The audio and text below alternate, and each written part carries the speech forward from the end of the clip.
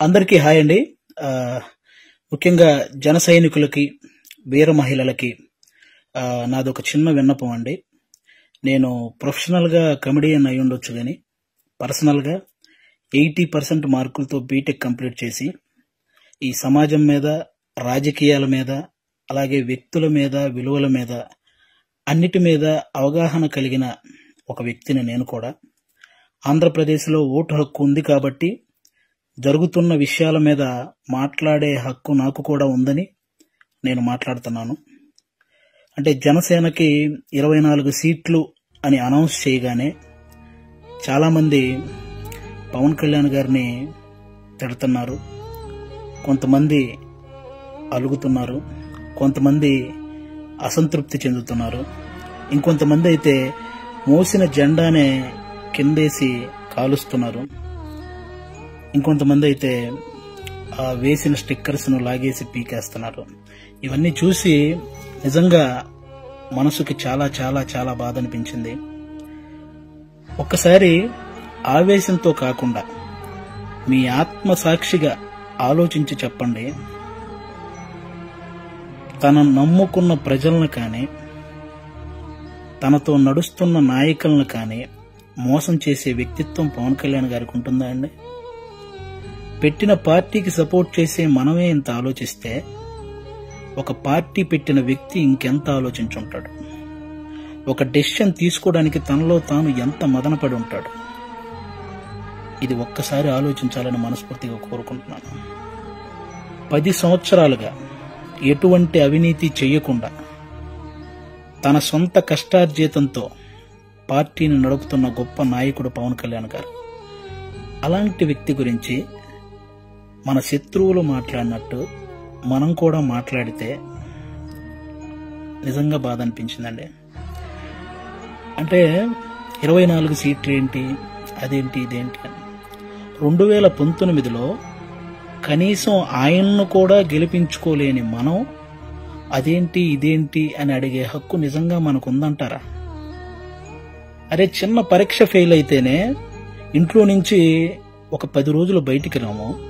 అలాంటిది ఇంత పెద్ద ప్రజా సంగ్రామంలో 2 చోట్ల ఓడిపోయి కూడా 2వ రోజే సమస్య అనగానే పరిగెత్తుకుంటూ వెళ్ళి ఆ సమస్యను సాల్వ్ చేసిన గొప్ప మనసు పవన్ కళ్యాణ్ గారిది.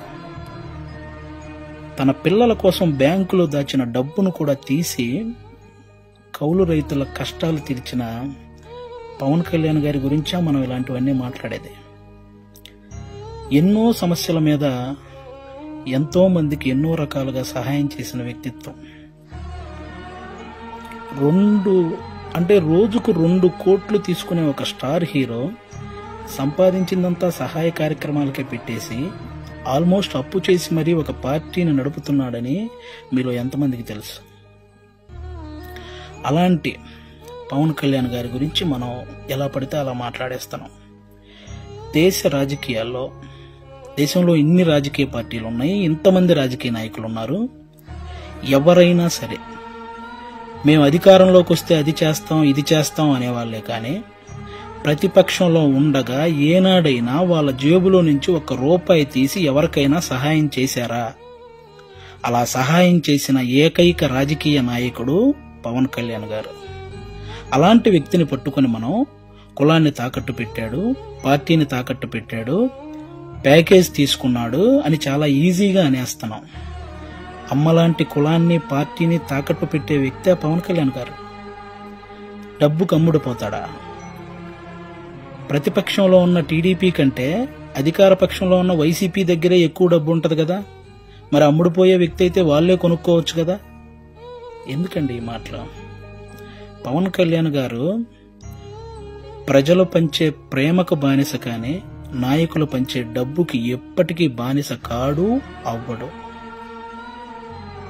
అభిమానించటం అంటే మనకు అనుకూలంగా ఉన్నప్పుడు జై కొట్టడం, అనుకూలంగా లేనప్పుడు బాయ్ చెప్పడం కాదండి. ఒక నాయకుడు ఎలాంటి డెసిషన్ తీసుకున్నా దానికి కట్టుబడి ఉండటాన్నే అభిమానించటం అంటారు. అదే నిజమైన అభిమానం అంటారు. అలా ఉండగలగాలి. ఎవరో రెచ్చగొట్టే మాటలు, మన మీద కావాలని చూపించే జాలికి వాటిని చూసి మన నాయకుడిని మనమే ఎప్పుడు తక్కువ చేసి మాట్లాడకూడదు. అలాగే టీడీపీ కార్యకర్తలకు కూడా నా నుంచి ఒక చిన్న విన్నపం అండి. 2014లో ఒక్క సీటు కూడా ఆశించకుండా పూర్తి మద్దతు చంద్రబాబు నాయుడు గారికి ప్రకటించారు. ఆ త్యాగాన్ని గుర్తించాలని మనస్ఫూర్తిగా కోరుకుంటున్నాను. అలాగే 2023లో 14 సంవత్సరాలు ముఖ్యమంత్రిగా చేసిన ఒక వ్యక్తిని, పేద కుటుంబాల్లో ఎంతోమంది పేద విద్యార్థులు వాళ్ళు ఐటీ జాబ్ చేయొచ్చు, అమెరికాలోకి వెళ్ళి సెటిల్ అవ్వచ్చు అని ఈ ఐటీని తెలుగు రాష్ట్రాల్లో ప్రతి ఒక్కరికి పరిచయం చేసినటువంటి చంద్రబాబు నాయుడు గారు లాంటి వ్యక్తి ఒక 70 ఏళ్ల పైబడిన వ్యక్తిని జైల్లో పెడితే నిజంగా చాలా మందికి బాధ అనిపించింది. అలాగే పవన్ కళ్యాణ్ గారు అక్కడికి వెళ్ళి కలవడం జరిగింది. పొత్తు అనేది పెద్ద సభలు పెట్టి ఆడంబరంగా చేసుకోవచ్చు, కానీ అలాంటి ఆడంబరాలు కోరుకోలేదు. అక్కడ కష్టాన్ని చూశాడు. ఆ జైలు ముందుకొచ్చి అక్కడే పొత్తును ప్రకటించాడు. ప్రకటించిన వెంటనే జన సైనికులందరికీ ఏం చూసించాడో తెలుసా? అవసరంలో మనం ఆదుకున్నాం కాబట్టి అనవసరంగా టీడీపీని ఎవరైనా తక్కువగా మాట్లాడడం కానీ తప్పుగా మాట్లాడడం కానీ చేయొద్దని జన సైనికులందరికీ సూచించారు. ఒక సభలో మనం మాట్లాడేటప్పుడు జనసేన టీడీపీ అని సంబోధిద్దాం, వాళ్ళు మాట్లాడేటప్పుడు టీడీపీ జనసేన అని సంబోధిస్తారు అని కూడా చెప్పి కార్యకర్తల్లో ఒక ఉత్సాహాన్ని నింపారన్నమాట. అంటే ఒక పొత్తు ధర్మాన్ని ఇంతకంటే నిజాయితీగా పాటించే వ్యక్తి ఎవరైనా ఉంటారా? ఎక్కువ సీట్లు తీసుకుని ఇన్నే గెలిచాడా అనిపించుకోవటం కంటే తక్కువ సీట్లు తీసుకుని అన్నీ గెలిచాడు అనిపించుకోవటం కరెక్ట్ అని భావించి 24 సీట్లకే పరిమితం అయ్యారు. కాబట్టి టీడీపీ కార్యకర్తలందరికీ రేపొద్దున ఆ 24 చోట్ల టీడీపీ కార్యకర్తల ఓటు ట్రాన్స్ఫర్ ఖచ్చితంగా జనసేనకు జరగాలి. ఆయన త్యాగాన్ని రుణం తీర్చుకోవాల్సిన సమయం వచ్చిందని నేను అనుకుంటున్నాను. అలాగే పవన్ కళ్యాణ్ గారి మాటని గౌరవించి జనసేన కార్యకర్తలు కూడా టీడీపీ నిలబడ్డ ప్రతి చోట ఆ ఓటు ట్రాన్స్ఫర్ జరగాలని మనస్ఫూర్తిగా కోరుకుంటున్నాను. చాలా మందికి ఈ 24 సీట్లు ఏంటి అదేంటి అని అసంతృప్తిగా ఉన్న వాళ్ళకి ఒక చిన్న ఎగ్జాంపుల్ చెప్తాను. మహేంద్ర సింగ్ ధోని క్రికెటర్ మీ అందరికీ తెలుసు. ఆయన వచ్చిన కొత్తలో స్టార్టింగ్లో డక్అవుట్ అయ్యాడు. ఆ తర్వాత మంచి మంచి షాట్లు కొట్టి ఒక 24 పరుగులు చేశాడు. ఇతనిలో గేమ్ ఉంది అని అందరికీ తెలిసేలా చేశాడు. ఆ తర్వాత గేమ్ చేంజర్ అయ్యాడు. ఆ తర్వాత గేమ్ విన్నర్ అయ్యాడు. ఫైనల్గా క్రికెట్నే శాసించాడు. మన నాయకుడు కూడా అంతే. స్టార్టింగ్లో 2 చోట్ల ఓడిపోయి ఉండొచ్చు. ఇప్పుడు 24 సీట్లతో అసెంబ్లీలోకి 21 సీట్లతో అసెంబ్లీలోకి వెళ్ళొచ్చు, 3 పార్లమెంట్ సీట్లు గెలవచ్చు. రాజకీయం బాగా తెలిసిన వాడు అని అందరూ అనుకోవచ్చు. ముందు ముందు ఆయనే గేమ్ చేంజర్ అవ్వచ్చు, ఆయనే గేమ్ విన్నర్ అవ్వచ్చు. మీరు చూస్తుండగానే ఈ రాజకీయాల్ని శాసించవచ్చు. కాబట్టి ఎప్పుడు ఎవరిని తక్కువగా అంత ఈజీగా ఒక పార్టీ నడిపే అధ్యక్షుడు ఎంత ఆలోచించుంటే ఇవన్నీ చేస్తుంటాడని గుర్తుపెట్టుకుని మాట్లాడాలని మనస్ఫూర్తిగా కోరుకుంటున్నాను. ఆయన నిలబడ్డ 24 సీట్లు గెలిపించి ఒక మంచి పొజిషన్లో ఉంచండి. మన మనసులో ఉన్న పొజిషన్కి ఆయనే చేరుకుంటారు. థ్యాంక్ యూ అందరికీ. అంటే 10 సంవత్సరాల నుంచి పార్టీ నడుపుతున్న ఒక వ్యక్తికి 10 సీట్లు తగ్గగానే ఎలా పడితే అలా మాట్లాడుతుంటే 2 days నుంచి ఏం చేయాలో అర్థం కాక ఒకసారి నేను మాట్లాడాలనిపించి మాట్లాడాను. తప్పు మాట్లాడుంటే క్షమించండి, కరెక్ట్ మాట్లాడుంటే కన్విన్స్ అవ్వండి.